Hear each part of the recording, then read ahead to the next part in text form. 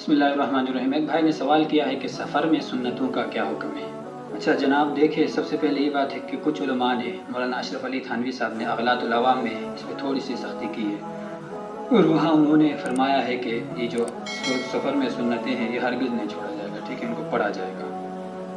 اس طرح بعض حضرات نے کہا ہے کہ سفر میں سنتیں وہ نوافل بن جاتی ہے، بندے کو اختیار ہے چاہے پڑھے یا نہ پڑھے۔ آپ کے مسائل اور ان کے حل میں حضرت مولانا یوسف علی تھانوی شہید رحمۃ اللہ علیہ نے کہا ہے کہ اگر ٹائم ہو تو ٹھیک ہے پڑھے، لیکن اگر جلدی ہو جانا ہو کہ جیسے بس کہیں رکی اور لوگوں کو نماز کا ٹائم تھا تو وہاں صرف فرض پڑھ سکتے ہیں، ٹھیک ہے۔ فتاوی شامی میں بھی یہی عبارت ہے کہ یأتی بها السنن ان کان فی حالت الامن والقرار، حالت امن ہو، کسی دشمن وغیرہ کا خوف نہ ہو، قرار ہو، کوئی جلدی وغیرہ نہ ہو تو سنتیں ادا کی جائے گی۔ لیکن اگر جلدی ہو، آپ کے پاس ٹائم نہیں ہے، گاڑی جا رہے ہیں، ٹھیک ہے، لوگوں کو تکلیف دے کر مسجد کے اندر نوافل اور سنت